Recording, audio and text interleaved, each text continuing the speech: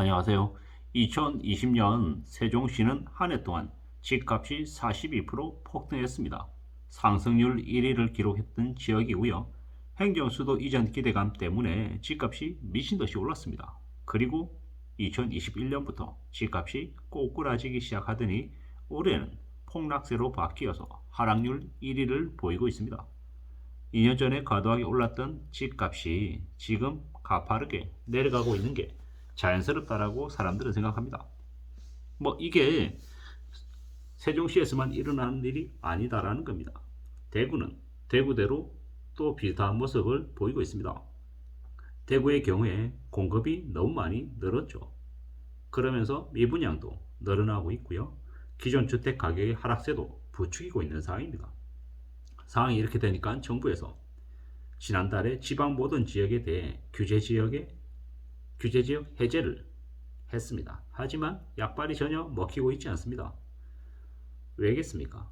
그동안의 집값이 너무 가파르게 오른 탓이죠. 당장 상승 반전할 가능성은 없습니다.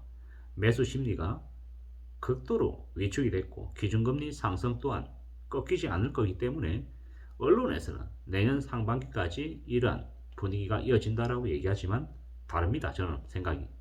내년 상반기까지가 아니라 앞으로 4, 5년간 최소 5년간 이러한 일들이 계속 벌어진다라고 보면 맞겠습니다. 한국은행조차도 2, 3년 뒤에 집값 급락이 매우 오래 갈 거다라고 해서 우려의 목소리를 내고 있습니다. 미 연준이 기준금리를 가파르게 올리는데도 한국은행이 금리 인상을 주저하는 이유도 연끌족들 때문입니다. 연끌족들의 부담이 너무 크기 때문인 거죠. 앞으로 집값이 급락하는 건 피하지 못할 순서입니다. 이걸 현실로 인정하고 지내야 될 것 같습니다. 아직도 집값이 오른다. 5억 원 이하, 9억 원 이하의 주택은 금리 4%로 고정금리로 5억 이상 빌릴 수 있다. 이런 얘기들로 지금이 집을 살 수 있는 마지막 기회다. 이렇게 떠들어대고 있는 얘기도 많습니다. 잘 생각해야 됩니다. 그런 얘기에 넘어가면 어떻게 됩니까? 인생이 그냥 끝납니다. 함부로 투기할 생각을 하지 말아야 됩니다. 사람들은 그렇게 얘기합니다. 다른 사람들이 탐욕과 욕심을 부릴 때 두려워해야 되고 남들이 두려워할 때 탐욕을 부릴 생각을 해야 된다고 이야기합니다.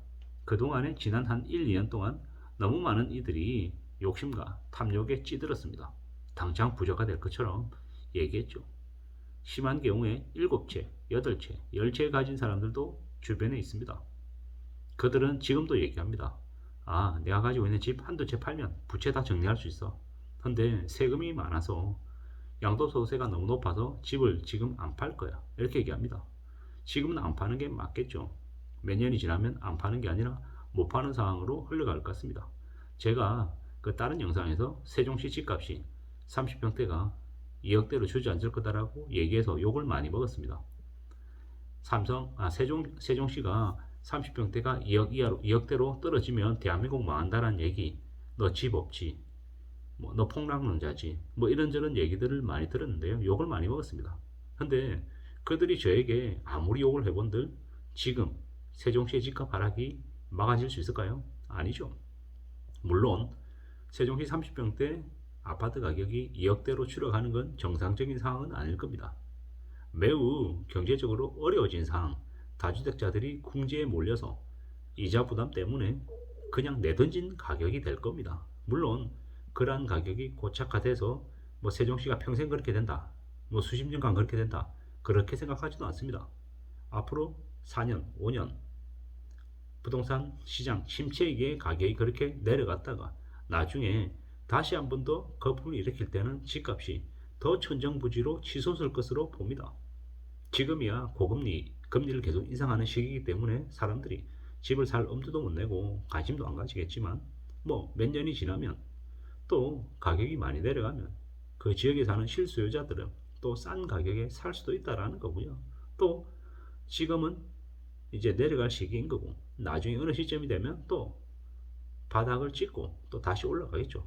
내려가는 것도 4, 5년에 걸쳐서 오랫동안, 그리고 다시 올라가는 것도 4, 5년 동안, 또 오랜 기간 시간이 걸려서 올라갈 거다라는 겁니다. 결국 사이클인 것이 항상 내려만 간다라는 말씀을 드리는 것도 아니고 올라만 갈 거다라고 이야기하는 것도 좋은 게 아님을 말씀드립니다. 지금은 뭐다? 앞으로 5년은 집값이 계속 내려갈 시기이기 때문에 함부로 집을 사는 걸 국내에서는 안 되겠다. 뭐 남들이 다 망하고 있는데 망할 때 뭐 나만 싸게 산다. 이런 뭐 욕심을 탐욕을 뭐 부린다 어쩐다 뭐 이런 것들보다 가격이 시장 가격이 낮아졌을 때 싸게 사는 건 좋은 거고 비쌀 때 사는 건 안 좋은 거다라는 말씀을 드리는 거라는 거죠. 지극히 상식적으로 생각하고 판단하는 게 좋겠다라는 겁니다. 뭐 집값이 다 뭐 5억, 6억, 10억 이렇게 부르짖는다고 함부로 그런 말에 뛰어들어서 자신의 인생을 전부 다 거기에 거는 건 좋지 않다라는 겁니다. 감당할 수 있는 범위 안에서 뭔가를 해야 된다는 말씀을 드립니다. 집값이 계속 오른다. 영혼까지 끌어모아라. 영끌이라고 하는 표현 자체를 저는 매우 안 좋아합니다. 왜겠습니까? 영혼까지 끌어모으면 나중에 영혼은 누가 챙깁니까? 그리고 갑자기 돌발 상황이 생겼을 때 그 상황을 어떻게 처리합니까? 뭐 그냥 영끌하라는 건 뭐 집 사는데 모든 힘을 다 쏟아라. 나머지 힘은 하나도 안 남겨두고 다 써버리면 다른 일이 생겼을 때 그냥 무너질 수밖에 없다는 겁니다. 표현 자체에서 이미 궁지로 내몰고 그냥 뒤통수 칠 작정이었다라는 생각밖에 안 듭니다. 대한민국의 금융권들이 얼마나 무서운 이들입니까? 그들이 그냥 2030들을 돈 벌려고 빌려준 게 아니라는 거죠. 뭐 많은 어려움들, 많은 충격들이 그들에게 일어날 걸 이미 알고 있었다라는 생각밖에 안 듭니다.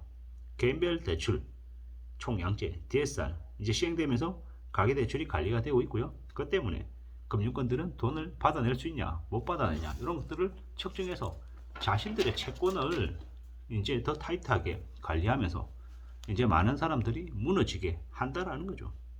앞으로 극단적인 선택이 많이 늘어날 거라고 합니다. 빚이 2억 3억 가지고 있는 게 보통입니다. 뭐 남들도 다 그렇게 빚을 가지고 있습니다. 이렇게 얘기하면서 빚져서 사는 걸 당연한 게 별일 아닌 것처럼 얘기합니다. 남들도 다 빚지고 남들도 다 부업하면서 산다. 그러니까 너도 부업하라 이렇게 얘기하는 거죠.